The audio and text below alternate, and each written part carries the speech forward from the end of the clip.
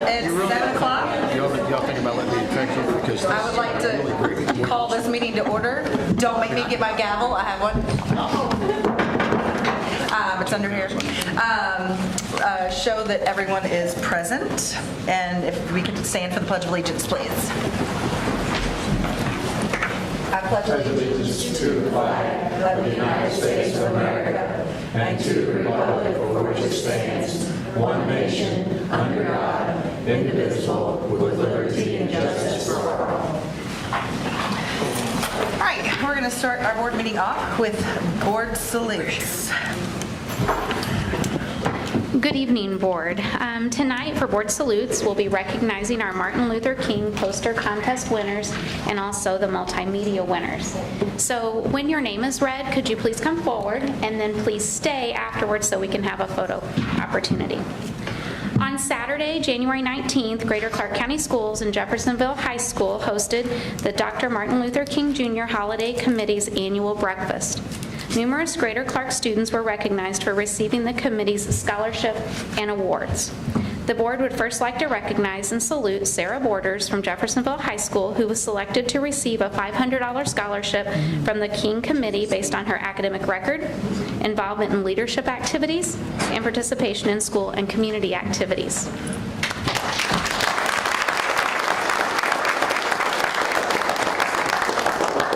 Congratulations are also in order to the Greater Clark students who received top recognition for their participation in the Dr. Martin Luther King Jr. poster and multimedia contest. The celebration theme this year was, "We Still Need the Dream of Dr. King." Entries in the poster contest were judged on the basis of neatness, pleasing appearance, originality, and the relation to the theme. Multimedia entries were passed on originality and relation to the theme. The board salutes the following students for being honored at the breakfast for their entries: Ayanna Scott, Terrence Thomas, Amaya Russell, Ethan McAllister, David Edwards, all from Jeffersonville High School.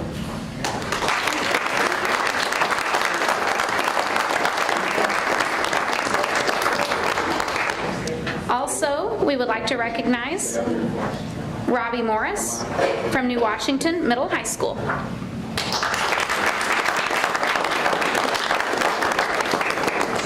Representing River Valley Middle School, Brianna Simonette and Tiana Horseman.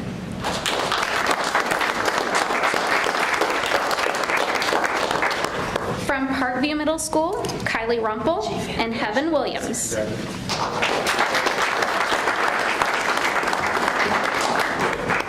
From Spring Hill Elementary, Litzy Rubio, and Lola Rodriguez from Thomas Jefferson Elementary.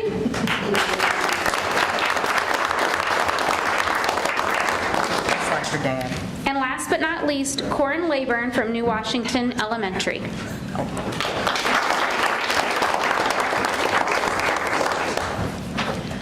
Get a few pictures. First of all, thank you, students, for the time you've invested in creating these multimedia projects, posters.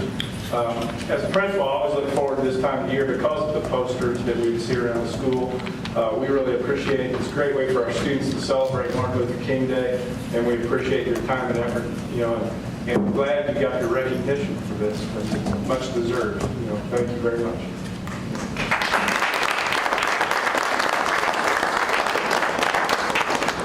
Good. All right, thanks.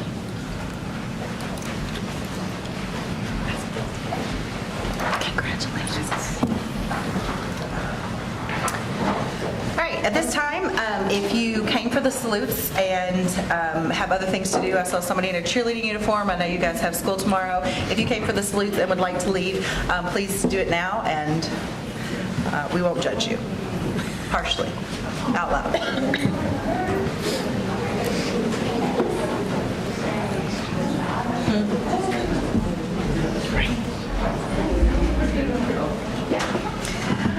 Next item on the agenda is approval of the agenda. Do I have a motion? Thank you, Mr. Hawkins. Do I have a second? Thank you, Dr. Clayton. Discussion or questions, board?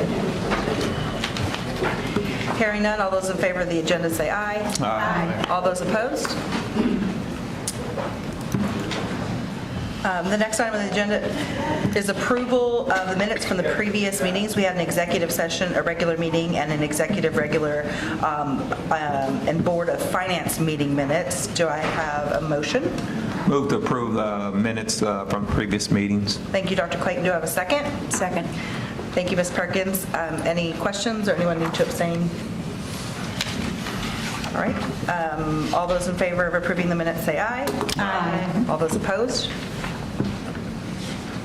There are no public comments on agenda items. Next is the consent agenda, which we will approve all together. Do I have a motion for the consent agenda? Move to approve the consent agenda as submitted. Thank you, Dr. Clayton. Do I have a second? Second. Thank you, Ms. Fitzpatrick. Questions on any items on the consent agenda or discussion? All right. All those in favor of approving the consent agenda as posted, say aye. Aye. All those opposed? Next is Ms. Fitzpatrick with gifts to buildings. Okay, we have several students who, schools who received gifts. Charlestown High School received gifts from the Education Foundation, Ivy Tech, Charlestown Little Pirates Youth Football, and Myers. Jeffersonville High School from the Jeffersonville Elks Lodge. Maple Elementary from Michael Just Memorial Gift. Through Lynn Just and New Washington Elementary, Teresa Rowe, Bob Smith, and Lane Walker, and New Washington Middle High from the New Washington State Bank. River Valley Middle from Matthew Big and Eagle Project, and Riverside Elementary Covenant Community Church. The total gifts to buildings, $6,963.41. And I'd like to make a motion to accept these gifts as listed. Thank you, Ms. Fitzpatrick. Do I have a second? Second. Thank you, Mr. Buckwalter. Any questions? All those in favor of the gifts, accepted gifts of buildings, say aye. Aye. All those opposed? Next, we have our action items. The first action item is the Neola policy updates, second reading, which does require action from the board. Thank you, Board. It does. I was here a month ago for first reading. I'm now back for second reading and approval of revisions to our Neola policy updates. Most of these updates just reflect new or revised law that was passed last year. As a reminder, I did meet with each department, including directors, the CFO, assistant superintendents, and supervisor of health services. In addition, I shared those summaries with Dr. Clayton, and then the board has also had access, and I fielded some questions from them also about the policies. So I present these revisions to our Neola policies for second reading and approval. Thank you, board. Do I have a motion? Move to approve the Neola policy updates. Thank you, Dr. Clayton. Do I have a second? Second. Thank you, Ms. Perkins. Questions, comments, board? All right. Hearing none, all those in favor of adopting the Neola policy updates as posted, say aye. Aye. All those opposed? Thank you. Thank you. Next is Linda Cannon, Consulting Services. Good evening, Board. Ms. Cannon is a retired teacher of Greater Clark County Schools, and she has agreed to provide some tutoring services for us in our high ability program while we have a teacher out on a medical leave. And this contract will allow Ms. Cannon to work with students at New Washington Elementary, and she will not exceed 4 hours per week at the rate of $31.09 per hour. And the cost of her services will be paid from our high ability grant funding from the state. Thank you. Do I have a motion, board? Move to accept it. Thank you, Mr. Hawkins. Do I have a second? I second it. Thank you, Mr. Buckwalter. Questions? Discussion? Is that $31 and whatever it was, that strange number that we're paying her, is that based on where she would be on the teacher scale, or how do we No, come it's to the that? rate of pay that we pay all of our retired teachers for this particular grant that's in place. And they serve as the high ability teachers, Okay, basically. thank you. Thank you, Ms. Perkins. Anything else? All those in favor of the Linda Cannon Consulting Services contract, say aye. Aye. All those opposed?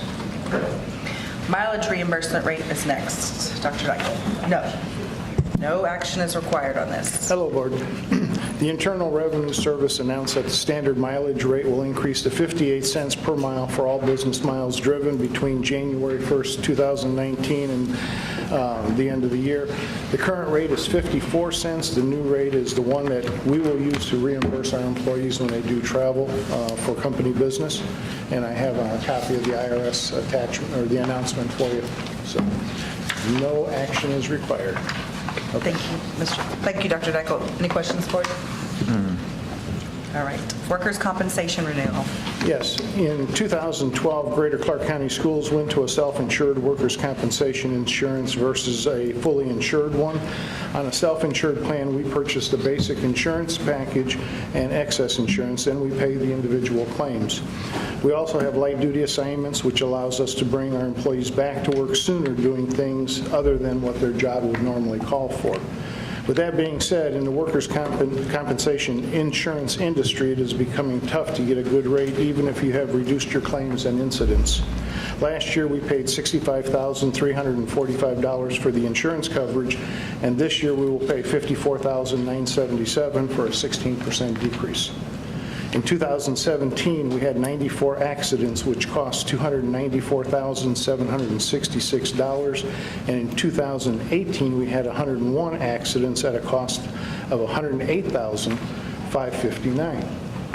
According to Assured Partners, if we renew at the 350 limit per claim, that's the max that we would pay. That would be our stop loss. Our premium renewal would be $66,194. If we renew at the $400,000 limit, it would be the $54,977 for a reduction of the $10,368. This means that we would have to pick up potentially an additional $50,000 per accident if it exceeds our current $350,000 limit. Looking at all the claims going back to 2012, we have had only one claim go over 100,000, and it was just barely over 100,000. The majority of our claims are less than 50,000, so it makes sense to increase the limit to 400,000 to save an additional $10,368. So we're asking approval to go with Assured Partners as our workers' comp carrier and to go with the $400,000 stop loss, I guess. Thank you, Dr. Dickel. Do you have a motion for it? I move to approve that. Thank you, Mr. Buckwalter. Do you have a second? Second. Thank you, Dr. Clayton. Question? Comments? First of all, I want to thank Dr. Dickel for looking at that over the number of years and looking for savings so that there is cost savings. So thank you very much for that. Thank you. Anything else? All right, all those in favor of accepting Assured Partners and the $400,000 limit, say aye. Aye. All those opposed? Thank you, Dr. Dickel. Next up, General Fund and Capital Fund Appropriation Transfer. Yes, this action is necessary to move available funds to the correct expenditure account in order to meet the expenditure needs. In the General Fund and Capital Projects Fund, a transfer within location is permitted as long as the school board approves the transfer. So we're asking permission to approve all of these transfers back and forth. This is something, we'll come to you twice a year to do this. So it's just a normal, everyday business that we're doing. Thank you, Dr. Dickel. Do I have a motion? I move to approve the funds, the General Fund, Capital Projects Fund appropriation transfer. Thank you, Dr. Clayton. Do I have a second? Second. Thank you, Ms. Perkins. Questions? Comments? Concerns? Queries? Hearing none? I feel like I'm like steamrolling this whole thing. All those in favor of the General Fund and Capital Projects Fund appropriation transfer, say aye. Aye. All those opposed? Surplus items, Dr. Dickel. Yes, the administration is requesting that the items on the attached list be declared as surplus and available for sale. The IT-related equipment will go to one of our vendors who recycles this equipment. Depending on the condition, we may be monetarily compensated for it. It'll be a little bit, but not much. Other companies require us to pay them to haul away our stuff. We are asking permission to declare approximately 200-plus tables, 300-plus chairs, and 200-plus desks at the old Court and Porter surplus and then to auction them off. Thank you, Dr. Dickel. Board, do I have a motion? Make a motion to accept. Thank you, Mr. Hawkins. Surplus. Do I have a second? Second. Thank you, Dr. Clayton. Questions? Yes. I have some questions. Do we have a service contract with Crum Auction Service? It's an individual contract every time we have an auction. Do we put these out for bid? No. Why do we not do that?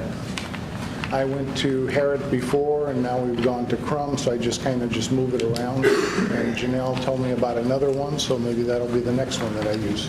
I have a question. The reason I bring this up is because early on during my campaign, I saw some things come up, and I looked at Mr. Crum's fees for the services that he's providing us. I've purchased stuff from New Albany, Floyd County Schools under surplus before, and I know of Beckert Auction Service. I contacted Beckert. I gave him the information about Mr. Crum's services and the fees, and Brian was pretty surprised at the cost. And now I know I'm looking at these, and it's even higher. I know Janelle talked to Mr. McGinnis, and there were some questions about whether or not the fees we're paying are within range, within market. And I contend that we are perhaps not killing ourselves by shooting ourselves in both feet, but we could do better if we were to actually go out and actively solicit this and perhaps set these auction services up as a yearly service contract. Okay, I can do that. I think it needs to be, I would like to have at least somebody do some investigation on it. Will do. That's the next action item, correct? Okay. Yeah, right. Yeah, they're split, so this is surplus, and the next one is the actual auction service. Okay, I'm sorry. Sorry, that was my fault, because I told you it was action item 6, and they're separate, so, but yeah, we can. Any other questions? Yes, I just wanted to build on what, I actually had talked to Dr. Dykle about that. Because this was coming up at this board meeting, I think I'd like to go ahead and say yes as far as this situation, but then maybe the next time we have surplus items or need an auctioneer, that we do look at possibly some different people. And you're going to account for those half dozen desks that they need down at That's why I Juvie, said right? plus. Okay. Or minus? I took care of you. Thanks a lot. I'd also like to say that as he is looking at these other auctioneers, to make sure that it's apples to apples, because in the past, some of them, we were using our own people. So as long as they're using their people, do a lot of it, versus Greater Clark paying overtime and everything for that. Oh, I agree. Okay? Yeah, I like the Thank you, online Dr. auction. Our people don't have to move hardly anything around, which is Right. great. Okay. Anything else? All those in favor of surplusing the item say aye. Aye. All those opposed? Thank you. And the next is the Lincoln Crum Auction Services for the surplus item. Yes. What he's going to do is everything that you've just approved today, the tables, the chairs, and all that, plus a board meeting or two ago, you also had the scoreboards. There were 4 scoreboards that were also approved. So he's going to be auctioning all that off. It'll take 10 to 21 days. It'll be an online auction. His commission is 40%, and then the service fee is $500. And we're asking permission to hire Lincoln Crum to do this online auction. Thank you, Dr. Dykle. Do I have a motion, board? So moved. Thank you, Ms. Perkins. Do I have a second? Second. Thank you, Dr. Clayton. Questions that weren't already asked or brought up? All right. All those in favor of this auction service with Mr. Lincoln Crum, say aye. Aye. All those opposed? Excellent. Number 8, Feder Center change order number 4. Yes, this should be the end of it. The attached change order 4 for the Feder Center involves adding sprinkler system piping to the canopy at a cost of $2,043. It also credits the remaining balance of contingency of $15,222.15 back to Greater Clark. So we're asking permission to approve change order 4. Thank you. Dr. Dykle, do I have a motion? So moved. Thank you, Ms. Perkins. Do I have a second? Second. Thank you, Ms. Gilkey. Questions, concerns? Yes. Yes, sir. Yes, Mr. Hawkins. What is the canopy made of? What kind of construction is that? Is that metal bar joist, metal deck, or? I want to say it's metal, but I wouldn't swear to it. If it is, why are we putting a sprinkler system in it? Code, I believe? No. The reason I checked is because, as everybody knows here, I'm in this business and I've got a lot of contacts. If it is non-combustible, which would be metal, then it doesn't have to have that, unless we're going to park vehicles under it. And I don't think the way it's set up, I drove over there this afternoon, the way it's set up, I don't think you're going to be parking vehicles under it. That is a means of egress also. So I'm concerned about why we even have it in there in the first place. If it's metal, then why did we use this, why do we keep the glycol system in it? And if it's not metal, if it's wood, which it does, if it's wood and combustible, it does have to have a canopy, it has to have the sprinklers. Given its age, I kind of suspect it may be wood. It's covered, I couldn't tell. But my next question about that is, I appreciate you getting the information on the forms. Get that for me. There's a there's a check valve that's in reverse. It's on the wrong side of the list, wrong side of the loop. And that has to be changed. I'm concerned about if that was an existing condition or not.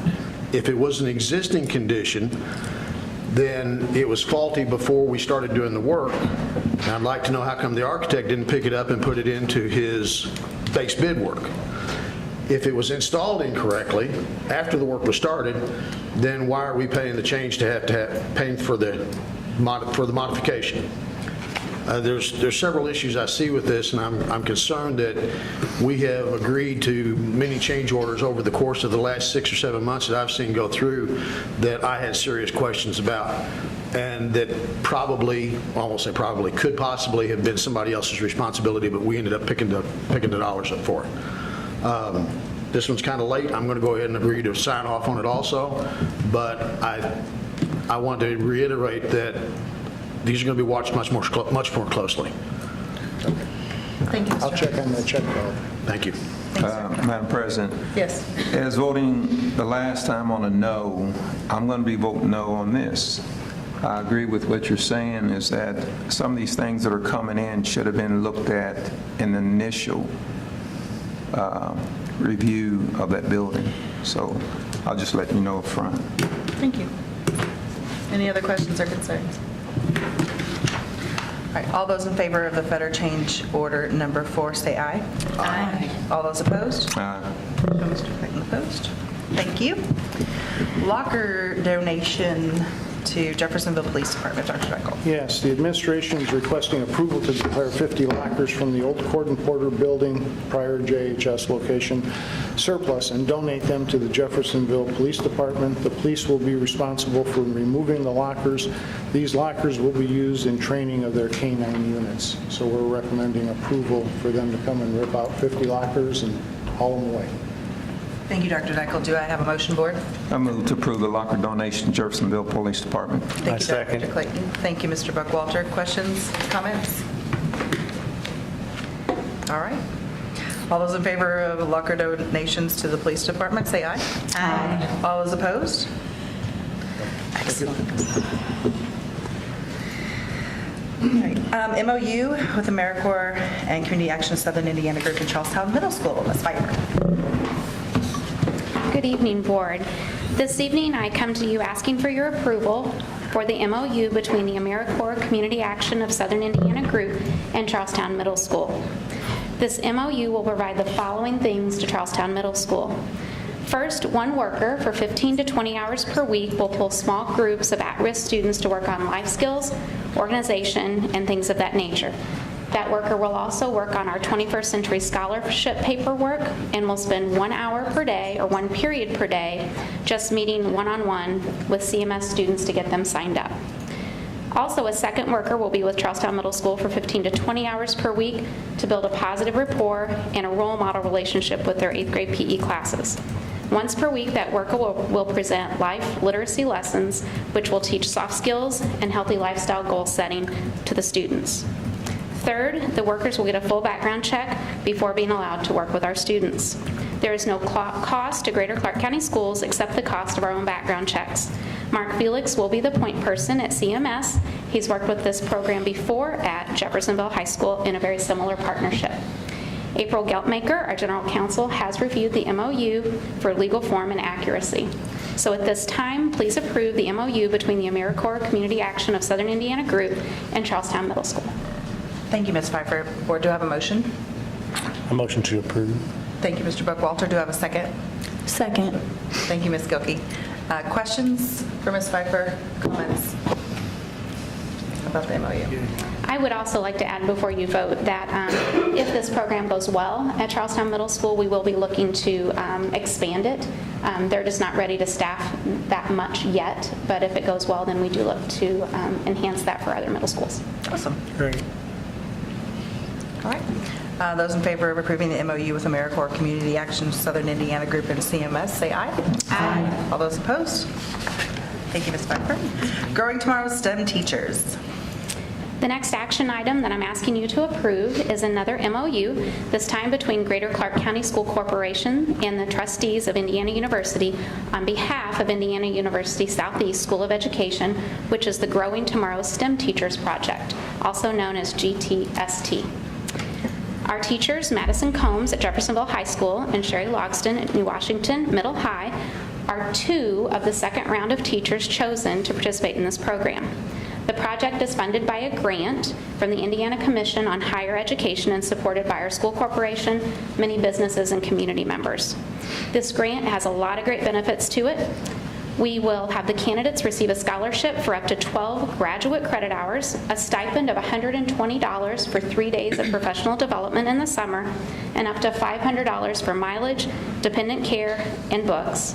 Another $500 for classroom materials on an action research mini-grant, and up to $100 for registration to travel to state conferences, and 1 day of professional development during the school year. A follow-up PD will also be provided for a 1-year post-program completion.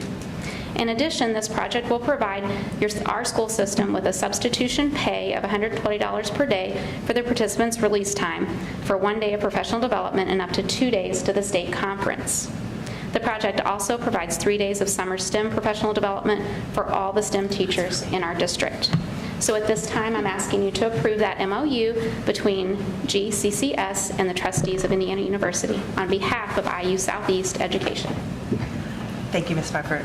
Board, do I have a motion? I move that we approve the MOU between Greater Clark and the Trustees of Indiana University for the Growing Tomorrow STEM Teachers. Thank you, Ms. Perkins. Do I have a second? Second. Sorry. You could choose who gets that. Excuse me. Questions, comments? I was just curious, how are they going to pick those candidates? Is there some sort of a rubric, if you will? Just Curiosity. the same as we get multiple emails sent to us, either from a central office perspective or building principalship. We forward those on to I the see. staff, and then they decide if they would like to apply for those, and then the process that they use from the university level, I can't necessarily Don't know. speak to. Okay. I would be really interested in those, the action research, the mini grants for the action research. I would be really interested in not only the topics they pick, but what they find out. Findings. Yeah. Anything else? Cool. No, it's a good deal. All right, all those in favor of approving the MOU between Greater Clark and some trustees with IU, say aye. Aye. All those opposed? Thank you, Ms. Pfeiffer. And the last action item is the published request for competitive quotes for the one-to-one Chromebook lease or purchase. Yep, bringing it home with the last one this evening. We'd like for you to approve the request to publish the request for competitive quotes for our one-to-one Chromebook lease or purchase. At this time, our current one-to-one Chromebook lease agreement and device warranties are set to expire at the end of this 18-19 school year, and the use of the request for quotes process will allow us to solicit bids from quality vendors and identify which vendor might be the best qualified to complete this project for us. Our project would include a Chromebook refresh of take-home devices for students in grades 3 through 12, and there's also an additional option quote for classroom sets of devices for our second grade classrooms. I wanted to make a couple other notes, maybe that aren't necessarily in this paragraph. First of all, once those bids are submitted by February 22nd, we will be using a rubric by which to be able to make those choices on which quote we end up choosing to bring to you then for that first meeting in March for our recommendation to you. Also, we have not had second grade devices other than what's available just on carts in the buildings. However, with our new iLearn test, there's a lot of keyboarding to that. So we do have in the actual request for competitive quotes, a request for them to show us what second grade devices would look like. I'm not saying that we'll go with that, but just so we have that opportunity to look at that.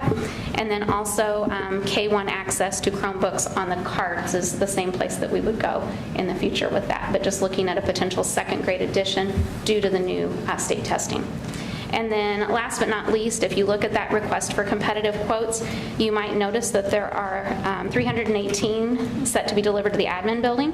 There's not that many of us here. Those would actually be used for extras for replacement, which we do keep on hand. And then also, if you look and notice that the numbers may not exactly meet our enrollment, that's because we planned a 10% overage, so they have some loaners to use at the building level, which we currently do now. Nothing that's different than our current practice.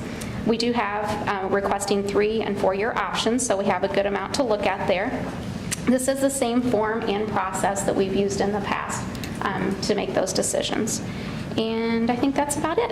So at this time, just asking you to approve the request for us to publish the competitive quotes 1-to-1 for our Chromebook lease or purchase.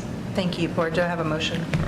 Move to approve the request for competitive quotes for 1-to-1 Chromebook lease or purchase. Thank you, Dr. Clayton. Second. Thank you, Ms. Perkins. Questions? Yes. Whoever, somebody, I think somebody's. Let's go, Ms. Perkins. You go first. since you're Okay, just about the second grade, you mentioned that because of the testing that they do, needing to get familiar with the book, the Chromebook and the keyboard and all that business. But would we also be looking at it Kim may want to address this, using that as part of the instructional program too? Is that? I think I was going to say at this time, I think the key is for us to get through the first iLearn process. Okay. Because right now we don't really know what that test is going to look like. Okay. And once we have a chance to take it for the first time, then we'll be able to know and make plans on what or if we need to do with second graders. Because that would require a lot of staff development too. Absolutely. Okay. One of the concerns is they actually this year on the writing performance test section, they have to actually type out their Second graders? third grade. Oh, third grade, okay. The second grade getting quote is- ready to do, yes. okay, I Mr. got We you. want them to have strengthened those keyboard skills so that will not inhibit their ability to creatively put out their thoughts. because I understand. of the keyboarding. And we do have the ability for free access to keyboarding Right. programs online, nothing that we would necessarily Right. have to purchase. But just having carts that teachers use for Yes. K2 wouldn't have enough access for them to be able to practice that on a regular basis. Okay, thank you. Ms. Robbins? Thank you, Ms. Perkins. The current crop of Chromebooks that we have, these go back as lease, correct? We're not doing a purchase on those, right? No, we do not purchase those. Do we have an We have option? the I did not have time to be able to go through this. Do we have it in this current proposed RFP? Are we going to have an option for purchasing these out at the end of the lease? Or is that something we consider doing? Well, within the request for competitive quotes, we'll have an opportunity to look at that with the proposals that come forward. The reason I'm asking is because the last time I looked at this, whenever they came up last time, the cost for the lease was nearly as much as the cost for the new units. And they're going to turn these things around and they're going to take them out and they're going to do exactly what I did right here. They're going to put these things back out for sale. It looks to me like there's a possibility that we may need to consider that seriously whenever we're looking at this new RFP. The second question I have is, these are Chromebooks, and it may be a little bit more involved than you want to discuss right now, but Chromebooks are Android are what's on phones, but Android are not what you guys use here in the office to work with. So 90% of the Americans that are out there are using Mac, using either Microsoft or they're using Mac. And Well, the Katie, would you- Chromebook, I was gonna say, the would you like Chromebook to actually speak to uses a that? Chrome OS. It's not an Android OS. Okay. It's its own operating system. All right. So it's completely web-based, so it's really very user-friendly. So it's not like going from an iPhone to an Android, which would make me sick to my stomach. Actually, thinking about it right now makes me want to barf. But it's totally like Chrome OS, and so it's its own operating system. And I would about- say we've had great success with what we've currently used. have we tracked our children or our students as they've gone through this system, especially the ones that were juniors whenever this started, and see how they're willing, or how this is working for them whenever they actually get out in the real world, start working with Mac or Microsoft? There has not necessarily been a survey to solicit that data. But it's cloud-based. I mean, Google has the best cloud-based. There's a lot of businesses now switching to G Suite because Microsoft's cloud base is lacking. And so in that terms, as far as like operating a system, like double-clicking, right-clicking, things like that, they might be missing out. But as far as like word processing, being able to download, upload, being able to share documents, that's real world. Absolutely. Okay. Thank you, Ms. Hutchinson, for you're those welcome. additions. Thank you, Mr. Your Evans. expertise. Yes, it's my passion. I do have one other question. It looks like we're about, 16 or 17 days from the time that we release this until the time that they're due to have bids in? Is there any way that can be increased? Because I know of one company that's interested in looking at this, and I know they didn't know it was available until I mentioned it to them. I told them it was coming up. Well, technically, it's not available till... It's not available yet, I know, but I told them it will be coming up. And that would be the same amount of time that other people will have an opportunity to participate. Our current vendor, though, already knows this. He knows it's going to come up, so he's already had time to work on it. So he's got a little bit of an advantage on timeline. Well, the current option for you to approve is for our current timeline. Right. If you'd like that to be adjusted, I mean, we can always pull and come again. How hard is it to adjust it? It's just Add working 5 with our days to it. timeline of being able to make a decision, get it in and get the PD done and get everything rolled out with our tech department. Okay, all right. Timeline for Yeah. manufacturers to get to deliver devices. Right. White glove them. Yes. Okay, That's the timeline it would mess with. all right. Okay. That was it. Those are my questions. All right. So if possible, we would like to keep with the current timeline. All right. Ms. Patrick? Yes. On the lease or purchase, is the reason that we lease because of the, if we lease or if we purchase, are we still looking at the same type of, I guess for lack of a better word, warranty? I know if we lease them, then they're repaired by the company. I think they're repaired Well- by us, aren't they? Not all, and some of the warranties aren't necessarily able to be used because of some of the things we have in our current agreement. So we are looking at that within our rubric to make sure that we have a better turnaround on repairs, and also that the warranty is able to cover things with or without the case. So, because there's a lot of improvements from when we've had them before, so that we are able to keep our costs down on repairs. So some things haven't been covered under our warranty that we really do believe should be covered under our warranty. So just things that we'll look at. This is my first year to be over our tech department, so I'm going to refer to Scott if he would speak a little bit to the last time and the question you had regarding lease versus purchase. So whoever asked that, would you please ask that question again? Janelle? Right. I just wondered about with the lease or the purchase, do we still have this, get the same type of warranty or repair? We would buy them with the same kind of warranty regardless of the lease or an outright purchase, but the difference, I think, in the lease is that we split that payment over 3 years at almost 0% interest. And that's kind of the reason behind it. The leases they offer schools typically are 0 or under 1%. We've done it with switchgear and stuff too, and you get such a good rate because it's nice for these big companies to have the product in schools and kids see this stuff, so it helps them out too. Okay. So one of the questions was on the repairs. Do all repairs stay in-house or do they go In out? fact, our current vendor expressly forbid us from doing any in-house repair, which was a problem for us because it hurts turnaround time sometimes. Right. And they actually up front told us that they would allow us to do some limited amount of in-house repair, and they then, after the lease was signed, they refused to let us do that. We would like to do some in-house because it's something that we can turn around more quickly. You know, if it's just a keyboard or just a screen replacement, we can do that in 10 minutes. And that helps keep our teachers happy because they get the device back more quickly. And the key for that is that if you do something And they say, well, it's your fault, then it's just sitting there idle, nobody's repairing it, right? All these devices, we can get certified in-house to do warranty repair or accidental damage repair for different manufacturers, whether it's HP or Dell or Lenovo. We can take a test with them and get certified for a very small fee usually.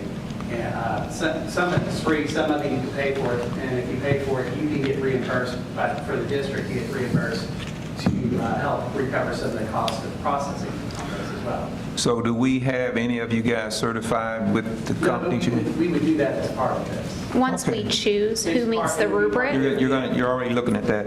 yeah, once we choose from the rubric which one we're going to bring to you for the proper bid approval, then we would figure out, okay, which company is that and what do they require for us to be certified? Yeah. Okay. Would it be advantageous for us to do that at whatever cost that is? Okay. Usually it's a pretty small fee per tag to certify. And That helps the turnaround too, if you're able, if you're certified. That's Yeah, the biggest thing, keep them just moving. right. I have an iPad that I've had since 2012. It works like the day I got it. But iPads are $500, $600, $700. These Chromebooks, sometimes you get them from $160, $170. They are definitely devices that are meant to be replaced. They're, they're almost consumables. And so that's one of the reasons too, like leasing is an option, because when you're done with it, it's not worth a lot, even if you Right. didn't drop it 100 times on the concrete floor. I know we're putting this out for bid now, but just currently, what does a student pay per year to lease it? That's a great question. We've talked about that a lot. Currently, on our previous bids and what we've been able to transfer to student textbook rental and fees, we have not charged students. In doing research of most neighboring districts, whether it even be in the state, students do pay a fee each year for the lease of that Chromebook. And we will be, when I bring the textbook rental and fees to you, there will be something on there this year to help us recoup some of that cost.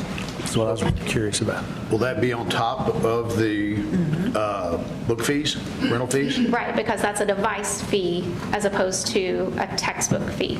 But a lot of the time, we have one of the lowest textbook fees in the area. And part of that is because we have not charged for a device. Yeah, and also, a lot of our high schools do online textbooks, which still require licensing, but it's not, those literature books like $400 a piece. So in order to stay physically responsible, we have done due diligence to check out neighboring districts, and it will behoove us financially to look at what we do with that.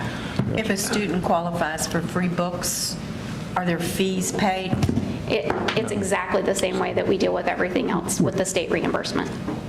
It wouldn't be different. It's a portion So it would be either of that portion total or- cost, or For free. State reimburses for fees now, they would still reimburse for the same thing that they're reimbursing now, which is not fees. with flat fee. It's a flat rate. Right. So that will, my point is, somebody that's on free book gets free books. Correct. This is going to be a cost to them. No.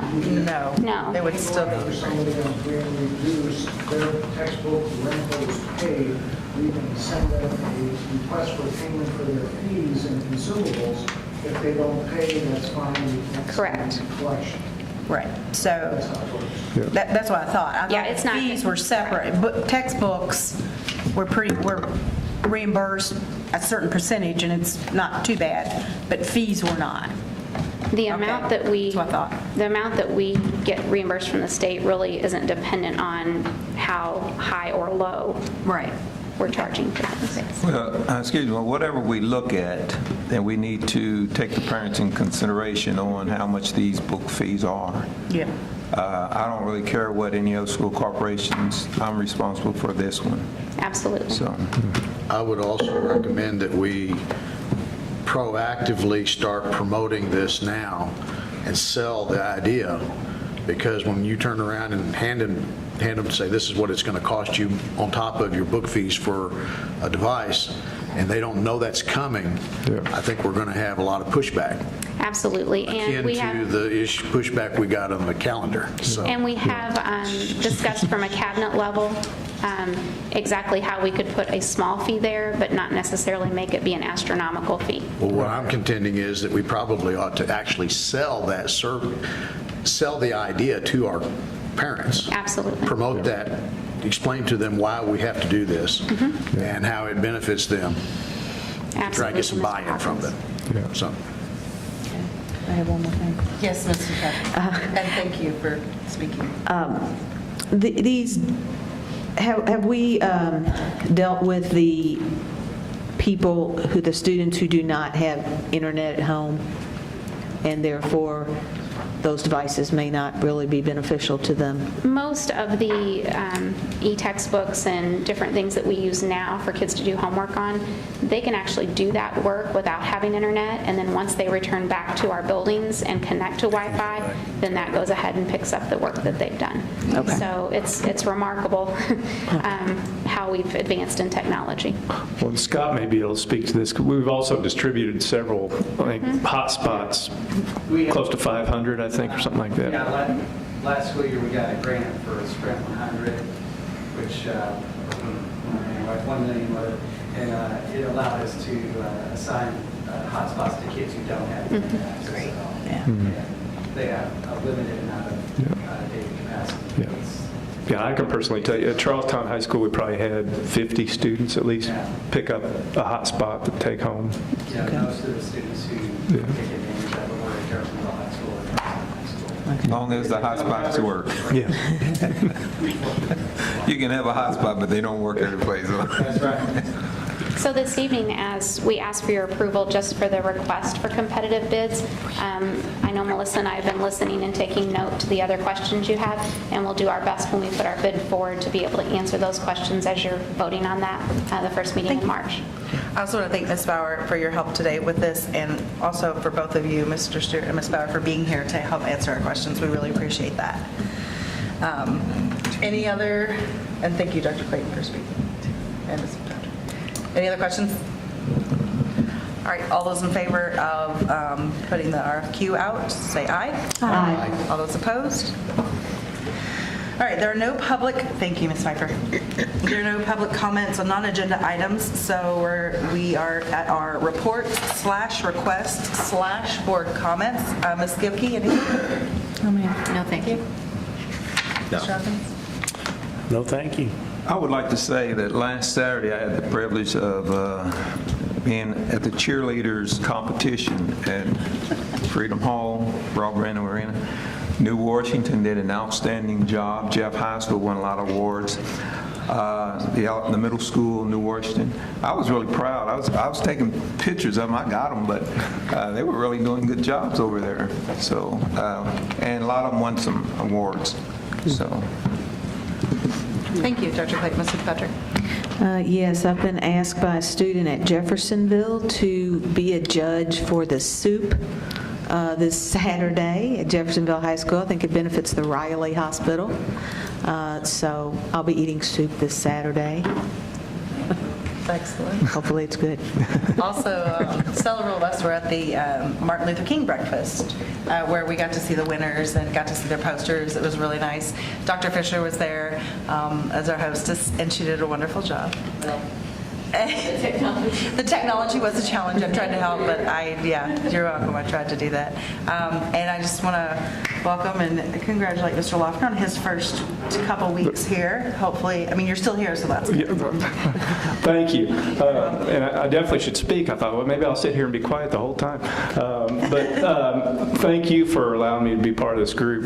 It's really been exciting for me to get involved in the work at this level. And I've really enjoyed it so far. I've been to 6 different schools to meet with their faculties. Have learned a lot. Have been asked a lot of questions. 2 themes that have really come up have been, number one, how can you get resources back in the classroom to help students? And how can we get more resources back in the classroom? Number 2, the other one is that we have some great people in this district, great teachers, great classified staff, that they're willing to do the work. They want to see our students succeed, and that came across from those 6 schools that I visited very, very obviously that they want to help our district, they want to help our kids, and that was a very positive thing for me to see. So I look forward. I'm visiting every school in the district over the next 2.5 weeks. I've met with a lot of you. Those meetings have gone very well. I've met with a lot of the cabinet staff and the staff up here at the admin building. So I really look forward to just continuing to do the work and working together with this staff up here and trying to get great results. So thank you. Thank you. All right. Do I have a motion for adjournment? So moved. Thank you, Ms. Perkins. Do I have a second? Second. That was, I'll give it to Mr. Buckwalter. All of those in favor of adjourning, say aye. Aye. All those opposed are crazy. Thank you guys for coming. Have a great night.